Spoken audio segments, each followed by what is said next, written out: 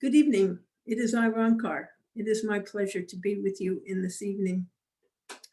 We ask you to think of the white energy coming in and healing and nurturing every aspect of yourself. Every cell and fiber was the phrase that we used because every aspect, every cell and fiber of yourself was being healed. We also had you surrounded by the love of God with the pink light.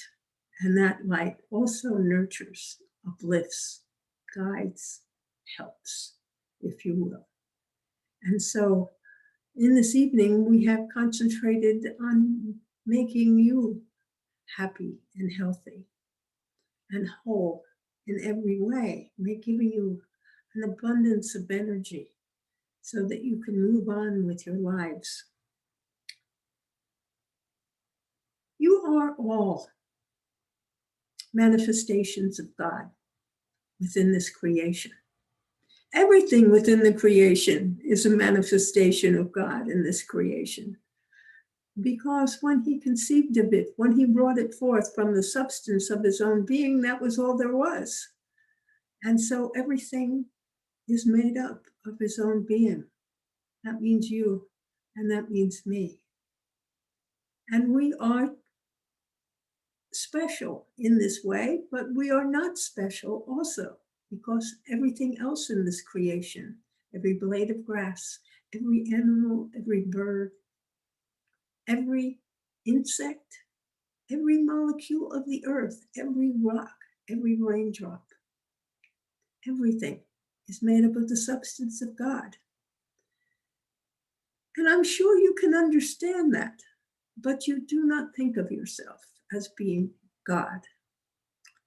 Now, there is a way in which you can help yourself to enrich that feeling within yourself by understanding that you are God, by consciously thinking about aligning yourself with God in every way.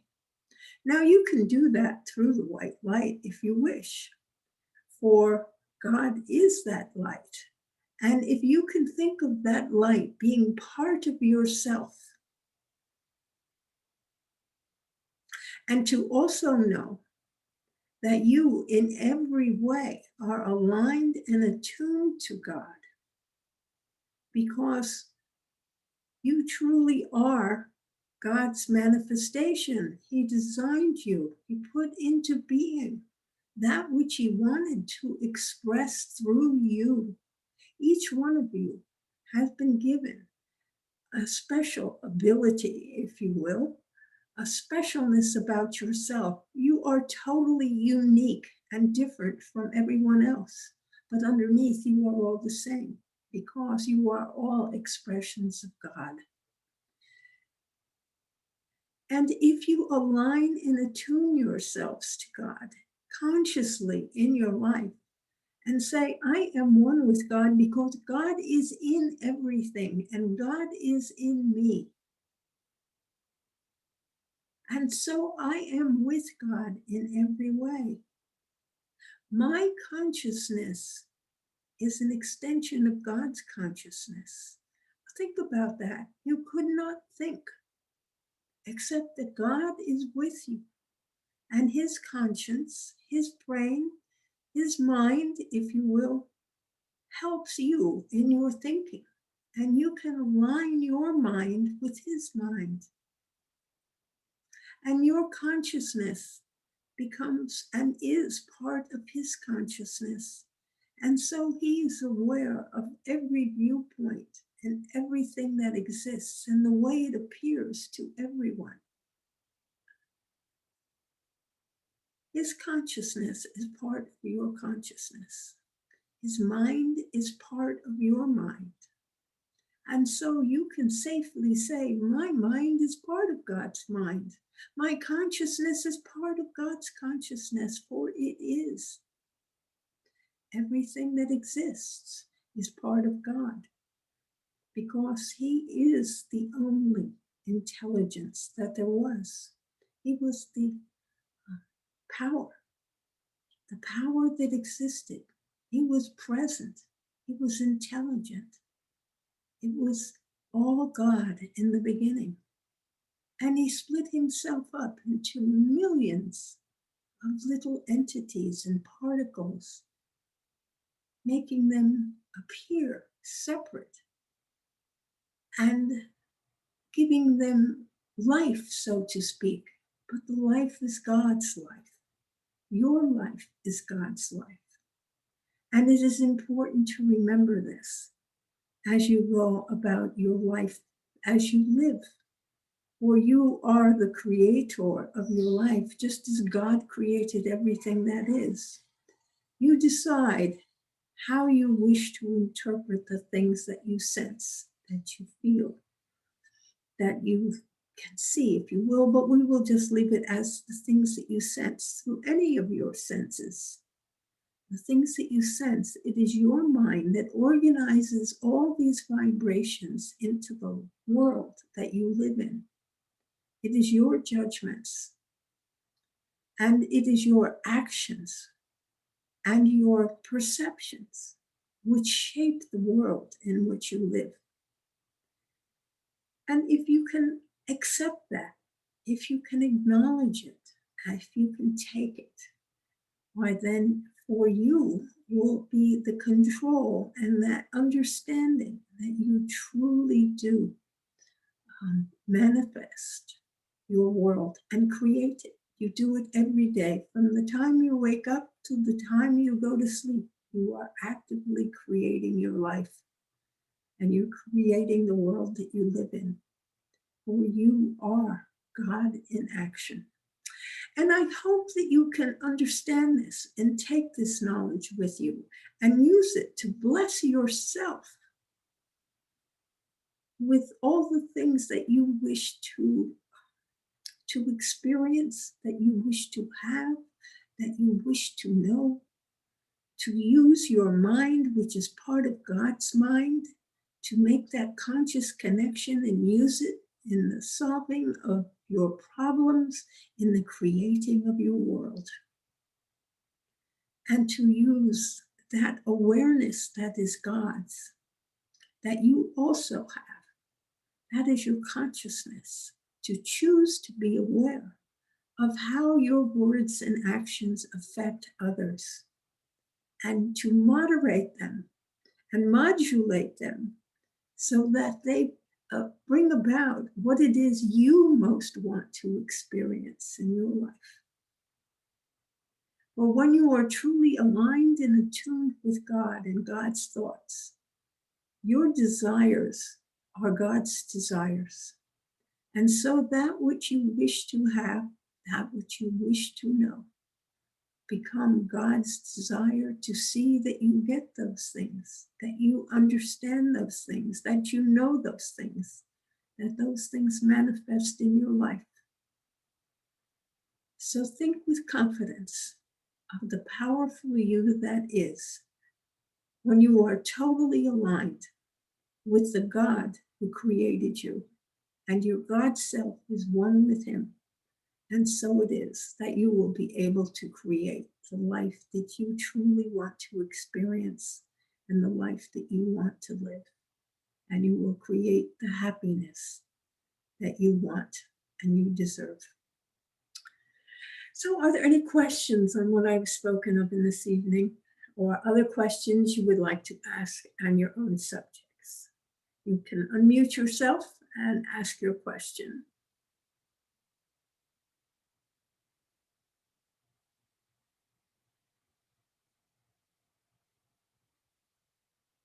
Now I know that there are questions out there. Hi, I have a question. Could you speak a little bit about the UFOs? Lately, we've been hearing that our government is more inclined to talk a little bit about it and maybe even publish some information that otherwise has not been available. Could you speak to that? And also, if now we're going to start to have more visitations, and if we as humans on Earth are going to be interacting with alien visitors? And I'm assuming alien visitors are divine beings that are coming to visit us. That's where I'm coming from with that. Ah, well, you were assuming that, well, first of all, I really do need to say that any visitors that come to Earth and that you assume are divine visitors will find themselves in communication with divine people because you have to accept that about yourself. If you are ready to attribute it to other species that were born on in other solar systems, you have to assume that since we are all created from the substance of God's being, and this includes all those that are on other planets and other solar systems and other universes, for there are many universes that, and there are many habitable planets by your definition, and that since they have all been manifested from the substance of God's being, there will be no difference between those individuals and yourself from that point of divinity.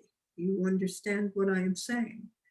Or Yes. you attribute to them divinity, but you must attribute to yourself divinity at the same time.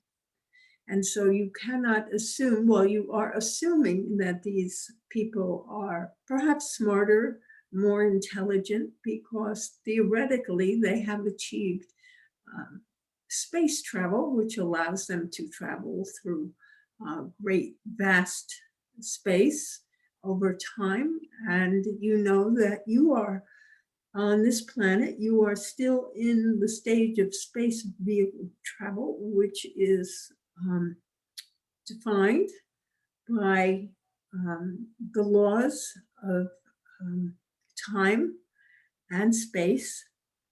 Um, and you have been instructed or are aware about the Einstein theories about space and that it is curved. And there's so many things you know. So you assume that a race of people who has managed to overcome that and be successful in traveling vast distances and staying alive must be intellectually superior to ourselves. And perhaps they are, but perhaps not.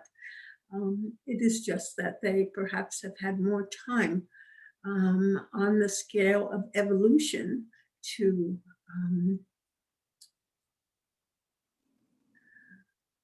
to invent, let us put it that, to come to know and understand some laws that we do not in this physical world and on this world of Earth that we do not yet fully understand, to see if we can use them to our greatest good and to bring about travel to more distant planets. So your question is, UFOs, do they really exist?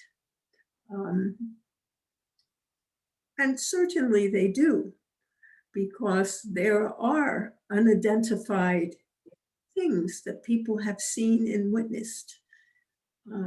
That does not mean they come from far further space and have taken centuries, or perhaps not centuries, if they have found, as your science fiction writers would call, a wormhole, and have come through some spatial time irregularity and are able to move through these things in such a way that they can live them in lifetimes that are similar to we on Earth, that we on Earth experience, or that you on Earth experience. So I do not know how to answer that question, because there are unidentified flying objects, UFOs. And the key word here is unidentified. People are not sure what they saw. They're not sure what happened. They just know that something did happen, that sometimes pictures are being taken of these things. They do not know what they are. They could be just anomalies in space. They could somehow be television images or something similar that has been projected, or you know that laser light in the correct way can be perceived as being almost whole or visible, easy for us to see. There are many explanations for these things. You simply do not know the explanations. And there may have also been some things that have been found for which they have no explanations. So I cannot satisfactorily answer your question because I can only say that I am not certain why you need the knowledge that there are people that come to us from space, and that there are people, mediums, who claim to speak to space aliens. And we are not going to confirm or deny the reality. Some of these may be more correct. Certainly, it has already been proven that communication, mind-to-mind communication, takes place instantly and is not subject to the laws of nature, in the sense that it does not take time to travel distance on thought. Thought is instantaneous. And whether you can understand how this can happen, it is probably beyond your scientist's ability at this time to understand these types of things that are happening and how this can be done. So I can only say, yes, I believe there have been visitors which have existed, which have landed on the earth or been in space, so to speak. Communication has also been achieved from time to time. Clear, accurate communications have been made, but all this is still information gathering, if you will, for your scientists and for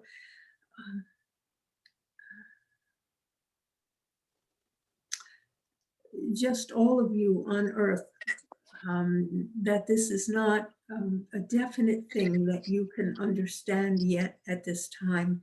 And when you were asking, will there be more visitations? They will continue at about whatever rate they have been in, but the real visitations are not always, they're not frequent. It's not that the Earth has been bombarded by alien species from different planets and different universes. There is awareness of life, but many of the unidentified flying objects are merely that, unidentified and not understood as to how they were created or how they came to be.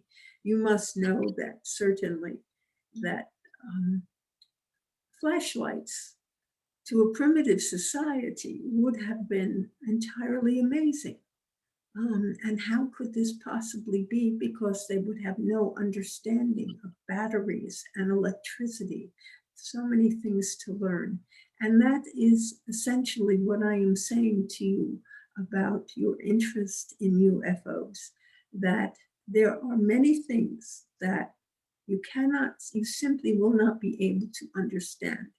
And a simple visit, if you wish to call it that, by an alien species or an alien individual will not be able to impart the knowledge, the understanding, the engineering, if you will, the technology, if you will, in order to make advancements during your lifetime. That understanding still needs to grow. After all, your scientists do not even believe in telepathic communication, even though there has been quite a bit of evidence to show that it truly does exist, that mind-to-mind communication does exist. And who is to say that some of what people experience in the UFO or I'm still using that term, even though it is inaccurate, may not be, is more mind-to-mind communication that is taking place between species. And as you may be aware, that the human mind always needs to relate to that which it knows. So therefore, when communication takes place from spirit, when it takes place from other races, alien races, if you will, it always gets reframed by the human mind into something that the human mind can understand a bit more than what is truly and accurately being conveyed. The mind cannot comprehend it because it does not have the knowledge that is necessary to comprehend. And so it reframes it into something that it can comprehend, which makes it inaccurate and not correct. So it is something that you must understand, that in your lifetime, there will not be sufficient knowledge gained to fully understand some of the experiences that are described as UFO experiences. I hope that has been somewhat helpful. I know I have not clearly defined things for your own mind and answered your questions directly, but I have done the best that I can. Yes, it has been very helpful. Thank you so much. You are most welcome. Are there other questions? Yes, Ron Carr, I was wondering if you could explain why someone like Doreen Virtue, many books on angels and angel healing therapy, now renounces all her teachings and says that there are no angels and they don't come from God, and that people studied and Is that what she is saying? I heard her testimony today. She's become a born again Christian and she is renouncing everything that she ever taught as something was just pushed to her through lack of education of her parents, it seemed to me that she was blaming. Ah, I was not aware of her transformation, so to speak, into a conventional Christian religion. And so she has decided to limit her thoughts and her understanding. And so now she is, using your term, blaming her parents and their lack of education. Well, she said religion, they brought her up in Christian Science, that you were never allowed to badly, that you couldn't really get medical help and things like that. And she felt she was kind of directed into this. I didn't the relationship, but that's what she was saying.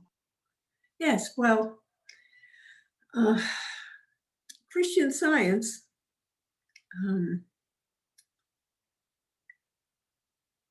those who embrace Christian Science made it into a religion in which there was no options and there was no room for change and there was not necessarily understanding. So it was not that different from Christianity in the sense that it became dogmatic. I was going to say dogmified. It became more dogmatic in its way of thinking. You had to think the way Mary Baker Eddy thought, because she was clear and she knew what was going on. She is like any creator of many religions, that only she is enlightened and you follow her thoughts. And so she has chosen to move from one religion in which there was a certain level of understanding to another religion which just has another different viewpoint. If you understand that there are more similarities in all the different religions than they choose to accept. for each religion likes to point out their differences and what is important about what makes their religion more right than another religion. And so, since she changed her attitude and had more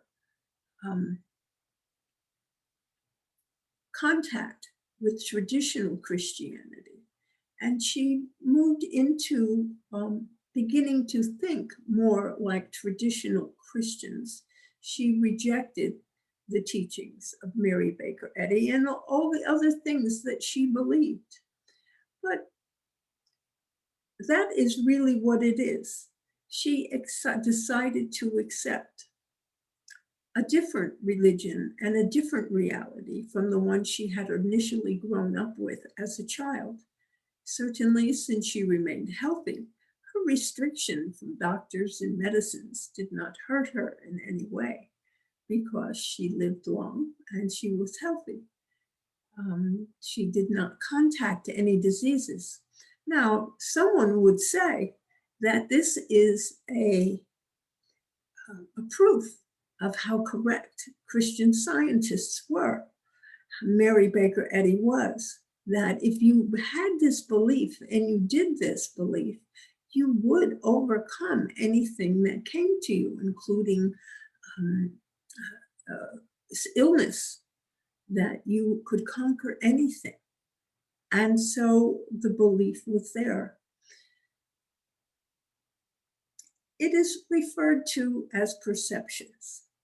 It is how you organize that which you sense in your world, the knowledge that you have taken in from others, that others have taught you, with what you have experienced in life. And that creates your reality. She had one reality because she was brought up in the Christian Science religion and initially embraced all the knowledge and the understanding that was part of Christian Science. But then she began to acquaint herself with Christianity. And now she is embracing the messages of Christianity, vicarious resurrection, vicarious atonement, by the death of Jesus. And that somehow sanctified all life after his death and made it possible for people to be one with their Father. Christian Science did not deny the divinity of Christ or Jesus, whatever you would like to call him, but it also embraced the fact that you were all part of God. And now she decided that she liked the idea of being separate from God, that Jesus died for our sins. So and what sin are there? She just embraced a whole new perception on life, a new interpretation of life. And so she, at this day, is apparently rejecting, according to the interview that you heard, that she is rejecting her former understanding of the forces that we refer to as angels or spirit life that continues after death. She rejected many of her earlier beliefs and have accepted a new interpretation of reality for herself. And people change their minds. You yourself are an individual who changed your mind. You were brought up in one way and had a belief, but now you have an understanding that there are more and other ways of looking at things and interpreting the same thing with a different understanding. And that is all that she has done, except she has decided to go backwards from your point of view, as opposed to being where she was. So it is merely someone who has become aware of and accepted a different viewpoint than she used to have before. Does that make it clear for you? Yes, thank you. Yes, that is all that it is. It is just a new understanding. And in the early times of we will say, Christianity, but what is referred to these days as the New Thought movement and the Transcendentalists, these were new ways of thinking that people began to think of in the history. And you can look up the Transcendentalist movement in many books and understand, or perhaps you are well aware of the differences in looking at the whole philosophy of life and life after death, as well as Jesus' vicarious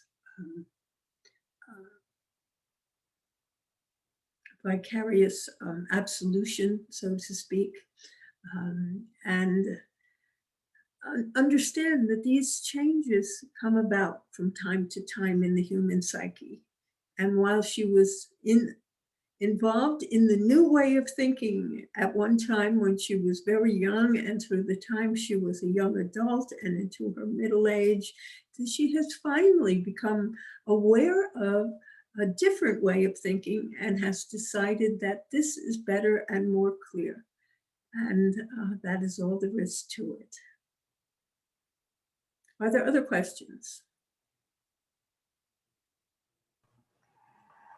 Yes, I would like you to explain something.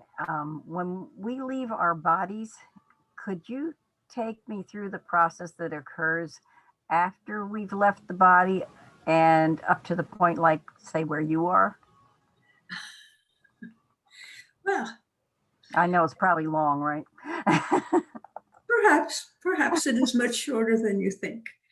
And of course, we are blessed with unlimited time once you get out of time by leaving your body.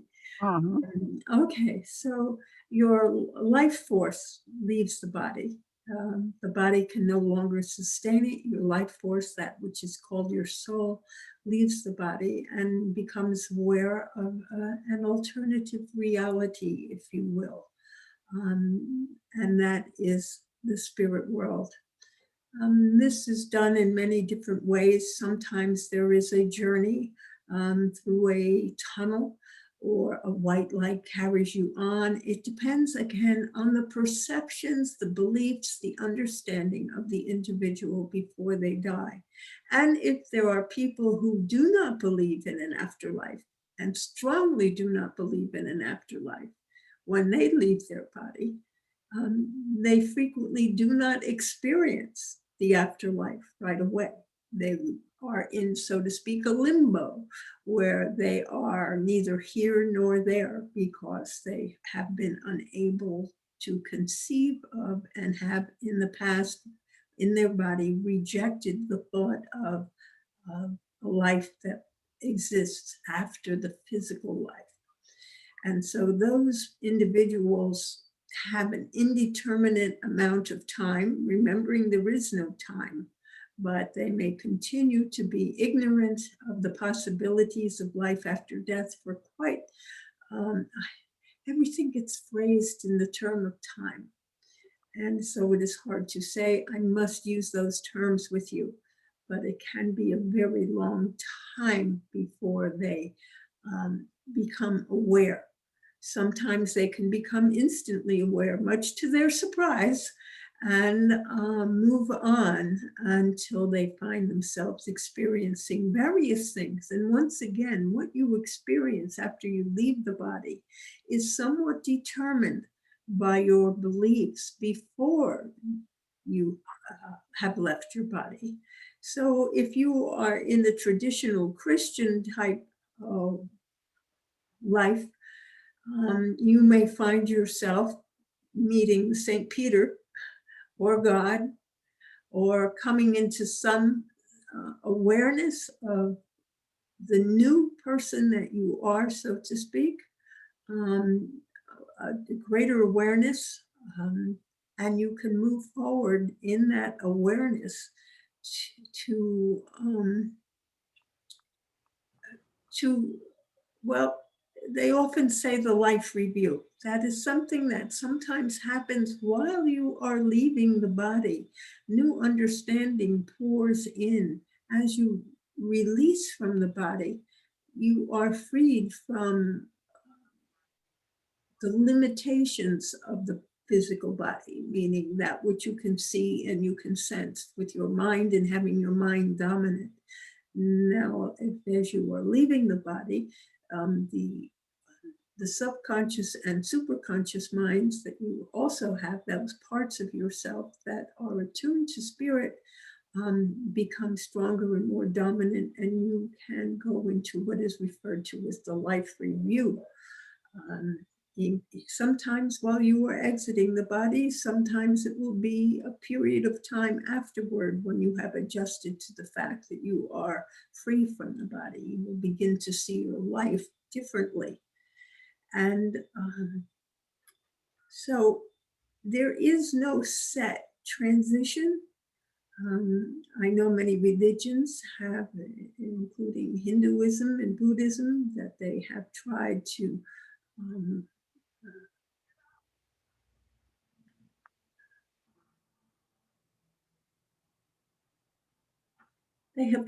understand what happens past death. But as I have said in answering the last question, there are differences of opinion and differences of awareness in what you are seeing through your senses. And so much of what you, in the journey from life to death and life and again in life, that this journey from life to other life is not uniform. It is not written. It happens to each person in this way. So there is a gradual awareness of this new way of being that you are, knowledge of more understanding of things. I want to say the laws of physics, earthly laws. There is a new understanding because now you can also see, understand spirit better and life in spirit, and can see other possibilities which are restricted from your consciousness at this time, and which some are often beyond my ability to express using words. So I do not know how to express some of these things. But your awareness grows, and as you become more aware of who you are, as you can see what your life was like and understand what you did, as you can see your limitations and know that those limitations were part of your own mind and your own interpretation of what was, that you were truly unlimited and not limited, but you believed you were limited, so therefore those limitations did exist for you in your reality. And as slowly the awareness grows and understanding grows, and you begin to see things, everything differently. Your life that you lived, past lives that you lived, the potential for yourself and what you might like to do to express. You can communicate with other family members, friends that have preceded you into the afterlife, and they will try to help you and guide you. And very often, most of the time, you make a decision to once again enter into another incarnation. And once again, you are helped and guided to find one that is appropriate for yourself, that will serve what you wish to do in your life, the knowledge you wish to gain, the experiences you wish to have, and the opportunities to grow and or to serve others. So I can't tell you more precisely what it is, because it is just as you come into the physical world. You come in as an infant with no skills, and you have to learn how to walk and talk and feed yourself and take care of yourself and how to make good decisions. And it is a growth experience. And so, as below, so above. And when you come into the spirit life, while it is certainly not the same having to walk and to learn talking and things, but there are ways to grow and to mature. And you will follow whatever you wish and make the progress that you wish to make.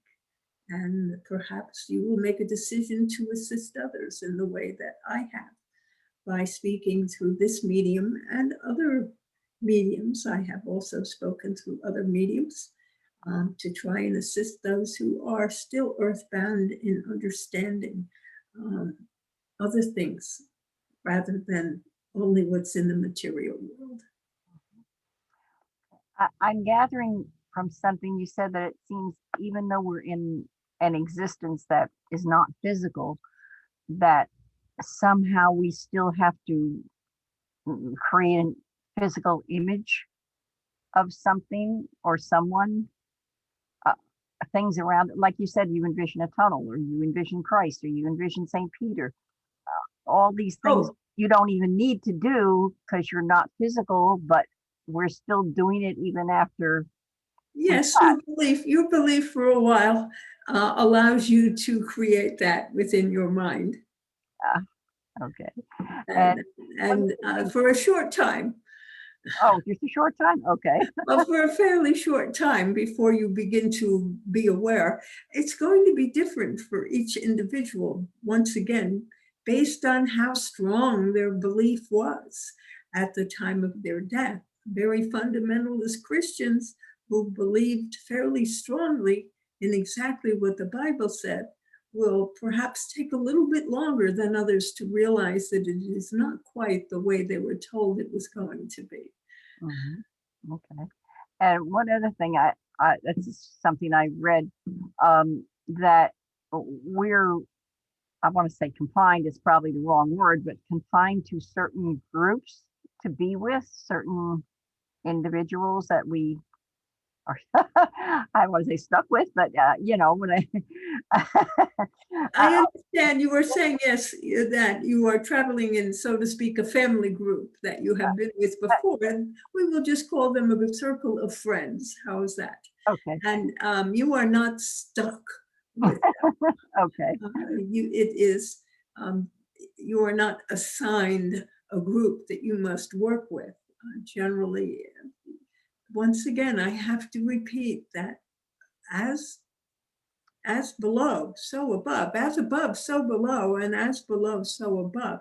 So as you create friends on the physical plane, so it is when you come into the non-physical plane.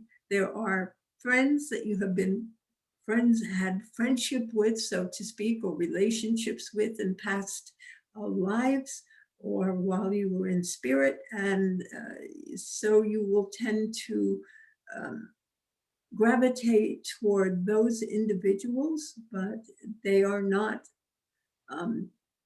defined, rigid groups that you are confined to.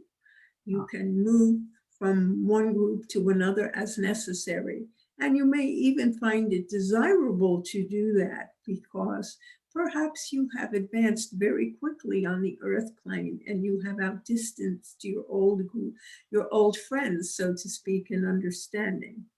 And you had a very successful life, so to speak. And remember that a successful life is not defined by being rich or famous. It is defined best by being happy. And if you are happy in your life and that you have been loving to others and you feel yourself as being successful, you have had a very successful incarnation.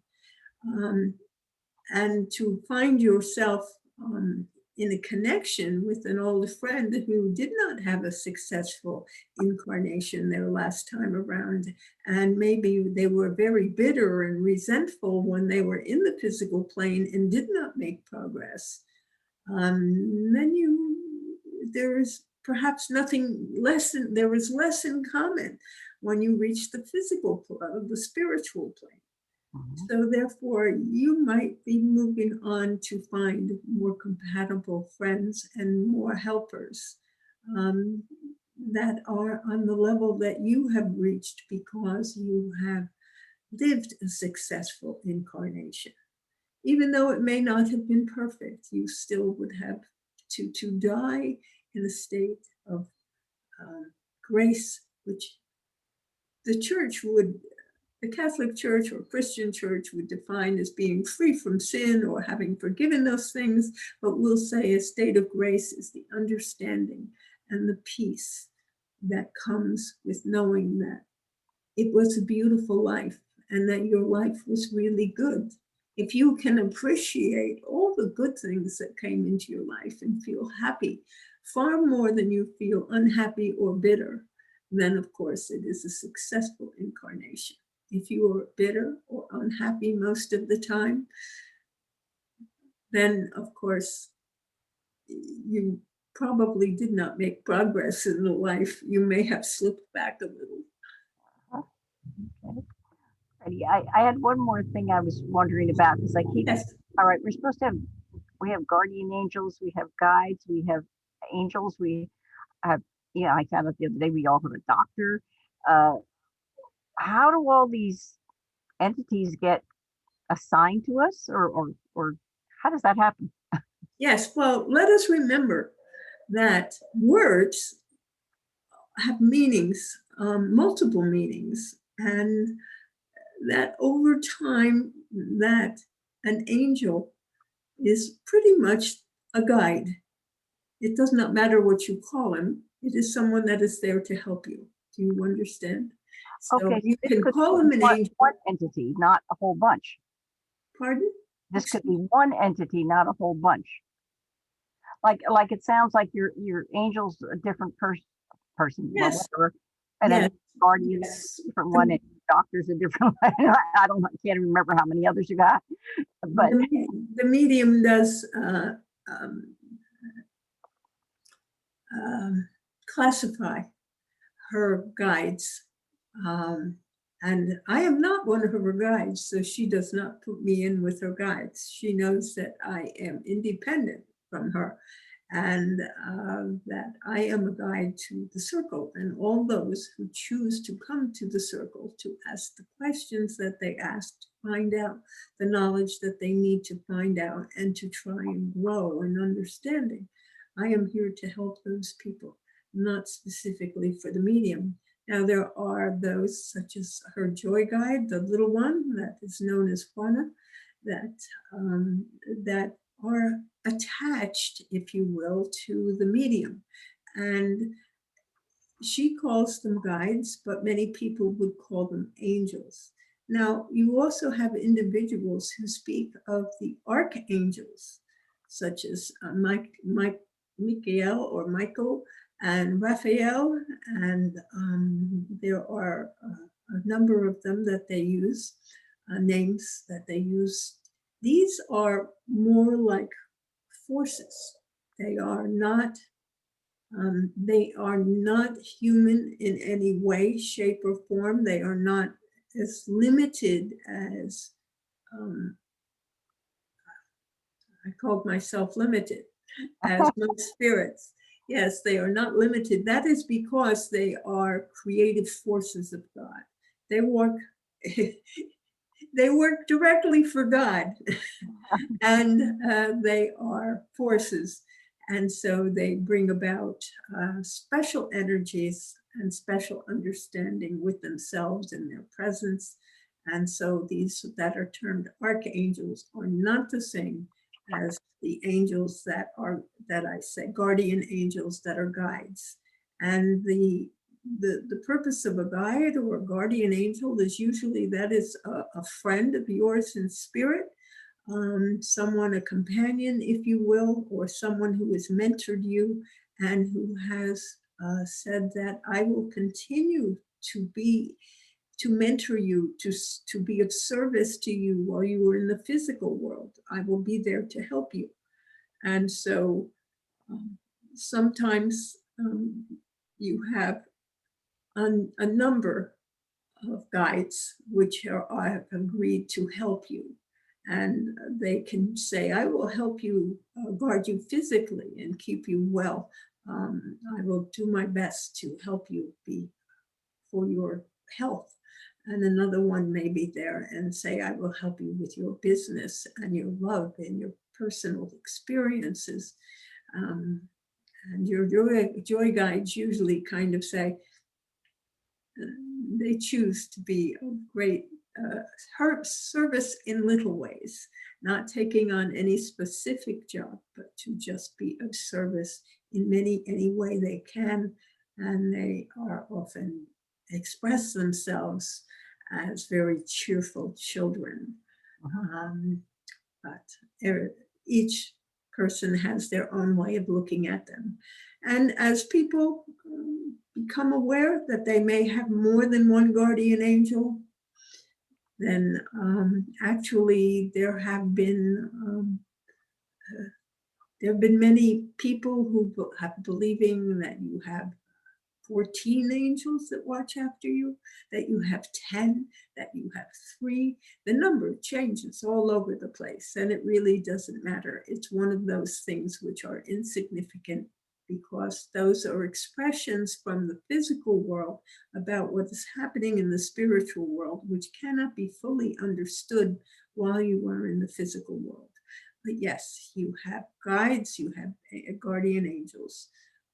Angels in general can be just spirits, human spirits who are no longer in the physical, who are helping in whatever way that they can, either helping people to learn and grow from the side, so that you might say, such as my role is as an angel also. And there are those spirits that are for the animals. And those sometimes are expressed as also the cherubims and the seraphim, the younger that are often portrayed as baby angels, that these are animal spirits that people have seen, and because of their limited abilities, they are perceived of as babies with wings, because people like to show angels with wings. Right. So would it be safe to say that, since I don't know who all these people are, would it be safe to say that, like, say, if you have an ache or a pain, and you say, hey, doctor, whoever you are, you would automatically get the right person if you're praying for help with an ache or a pain? Absolutely. Okay. So it does not matter if you have a name for him or you wish to name him yourself. By all means, call him a name, or you can simply ask, what is your name? And maybe you will hear that answer come into your head, and you will know that your physician guide, I will use the term guide, that your physician guide is known as Dr. So-and-so, and that he is there to help you get healthy. Now, remember that when it comes to illnesses, many of this is generated within the mind. And so, and your attitudes, how much you are being successful in life. So and other parts of it can be, especially as you get older, that they can just be a wearing down of the physical structure of the body. So it doesn't necessarily indicate that you have been thinking wrong or doing wrong. In some ways, it can be just the aging process, because everything on the physical plane has a limit to its age. And you might even look at the earth and think of the mountains, that many of them were very high, particularly on the east coast of the United States. Those which you perceive as hills were very high mountains once upon a time. And those areas in the Middle West, which are referred to as the Black Hills, They were very high mountains at one time, but over eons in time, they have altered and changed and are no longer large mountains. While there are many, many other newly formed mountains, which are still forming in in um, in areas like Nepal in Africa, so that these are very high mountains. And even in the western part of the United States, the mountains are higher because they are newer and younger. So that on the physical plane, all things have a beginning and all things have an ending, in which they cease to exist as they once exist. But they always continue to exist. There is everyone who ever was is still alive in some way in the physical world, because their physical bodies may have died.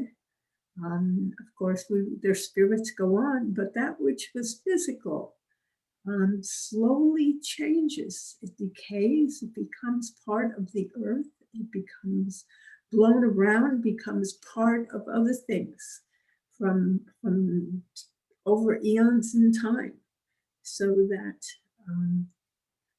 there are tiny molecules of everyone who ever existed, still physically present on the earth. They may be found in dirt or sand or air or water, but it is the remains of all the people who have ever lived. Wow, that's heavy. Yes, it is, if you think about it. It Yeah, is yeah. so that your life, once you let go of the physical, because it can no longer sustain life in its own ways, it creates more life, because that which has lived, when it dies, decays, and it feeds the grass, the roots, it becomes fertilizer, Mhm. natural fertilizer, Yep. and feeds the trees and the plants, and it comes out in leaves and other ways. Wow. Yeah. So that goes for the whole surface of the earth, I would imagine. I mean, that can change and shift, and maybe something that's in the bottom of the ocean now would wind up uh, out of the ocean, Yes, and what's up could absolutely. go down. That's right, absolutely. Everything just changes, but there are a natural limit to everything that exists on the physical plane, because it is created. We will say that it lives even if it is a mountain or it is a molehill or an anthill. It lives, it is, and then it dies. If it is a hill or something, a town, it is abandoned and left behind, and like an old home that crumbles and dies and is pulled down, and a new one is put in its place. This happens continually over the centuries, and that is why you have archaeologists uncovering what ancient civilizations and looking at what remains, trying to learn and understand what life was like centuries ago. So we have to accept that we're a part of that system, and we're going to crumble and die too. Yes, we are. Yeah. Yes, we are.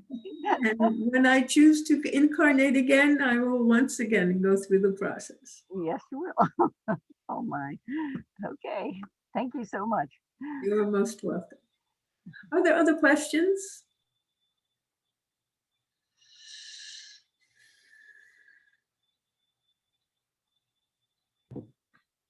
Yes, hi, can you hear me? This Yes, is I can hear Norma. you. I'd like to know what the purpose is of companion animals in our lives. What is their sole purpose? Do they have a sole purpose? What is their destiny? Why are some animals, why do some animals appear to be more consciously evolved? And I'm focusing mostly on companion animals in this question. So what is their purpose and their destiny and in relationship to us? You are talking when you, of specifically when you're saying companion animals. Most of these are dogs, are they not? Although there are individuals who may have companion animals of birds, of parrots, or cats, but small domestic animals is what you're referring to, are you not? Yes, cats, dogs, maybe even horses, but it was Yes, something that that is true. a There person are. would own and care for and develop a relationship with, a Yes. conscious relationship. Yes, Okay. and there are people who work at zoos who have what are normally considered to be wild animals. They often form relationships also, because relationships are natural to every species. Although we certainly don't see them very much in the insect world, or among caterpillars that bloom into butterflies and continually go, but nearly all the living, the larger animals almost all have relationships in their life. And sometimes there are relationships between species, so that dogs and cats have relationships, and goats and horses, and mules and horses, and um, there are friendships formed all up and down the animal spectrum, which cross species. And what is their purpose? Well, for animals, it is a different situation than it is for humans. They do not have a purpose or a karma, if you will. They have little freedom of action because there is limited intellect and limited understanding. It is like the dog doesn't always understand um, how, I do not know how to put this. Um, he's in the present moment for the most part. He cannot remember the past beyond a short time ago, or a couple of days ago. He knows what is here and now, and he may love the person that he is with, and that um, his purpose, he doesn't think about his purpose. He simply is, and he is limited by his breeding, his DNA, that which has gone before. And so he knows things that are innate to his breed and his knowledge that comes from his breeding. So that some dogs are, herding dogs, and you will see them herding children. You will see them hurting other animals, but it is their way. It is a natural instinct for them. Do they have any other purpose? Well, they do live closely with man, and because they like to please, because pleasing and acting in ways that brings praise and gets food and does things is in their best interest, so that all animals serve in this way. They do what is best for themselves, that which they know how to do for themselves, so that they are soon finding their own food. They mate, they procreate, they create younger, new of their species. Um, some animals, such as cats and dogs and even birds, um, begin to see that their well-being is found in relationships with human beings, and that they can live a better life by forming such a relationship. If you are always feeding your squirrel, well, your squirrel is going to form a relationship with you. Does he have any purpose in forming that relationship with you? Yes, of course he does. And that's because you give him peanuts and bread and other nuts and treats, And it is in his best interest to continue to get this free food that you bring to him. So he cultivates the relationship with you. And that happens with throughout other animals. So there is no real purpose in an animal's life. It has limitations on its intelligence, and much of its behavior is defined by breeding and um, what the species is aware of and knows. There is development. You have all heard the story of the 100th monkey, where an isolated group of monkeys on an island, they lived, they all ate a lot of seafood. And so they would rummage in the sand and they would find a clam or a crab or something like that, and they would open it up and they would eat its insides, but there was always sand in their food. And so one time, one simple monkey was observed to wash the food to get the sand out before they ate it. And soon other monkeys on that island, every monkey began to do it because of the first monkey, which learned a better way and figured out a better way. So yes, there is evolution, but you cannot say that that is their purpose. Their purpose is in merely being.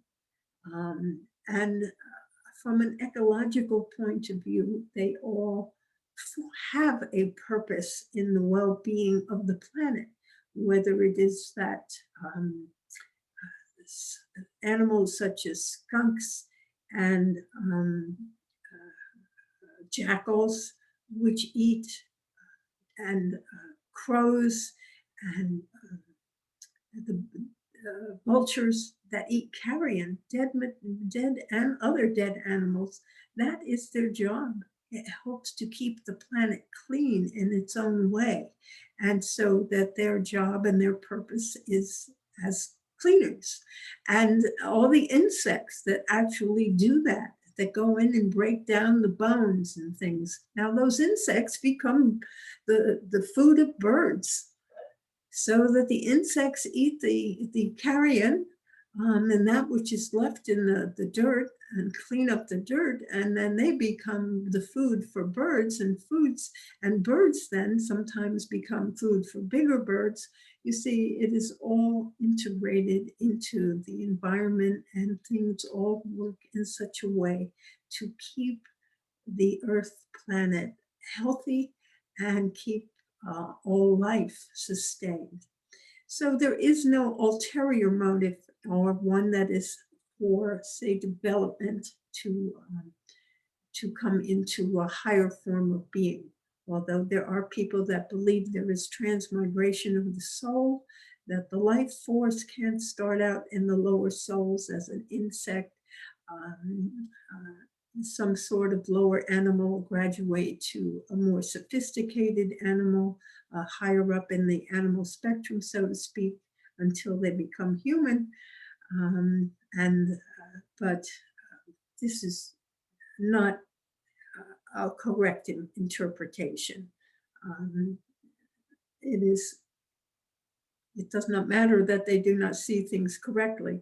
It simply is that they have the belief that it is possible for the life spirit, life form, so to speak, that which is your spirit that animates you and keeps you alive, that can evolve up the ladder of sophistication of creation to become fully human and to reach its highest potential at some point in time.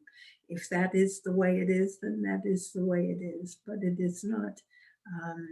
It is not something that is generally accepted.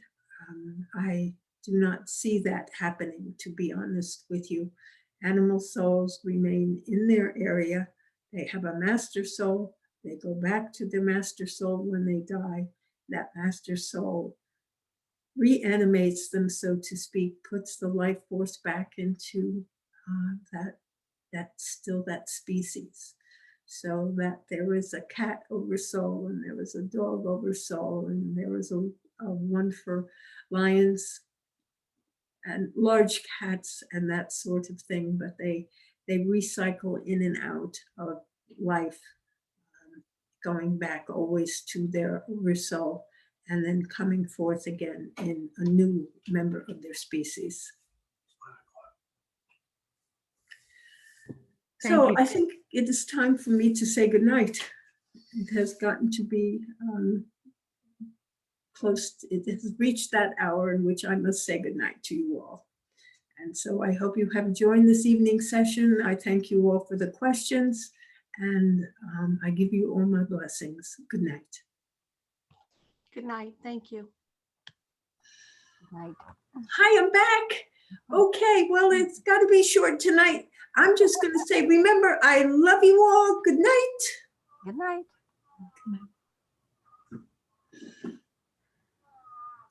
And so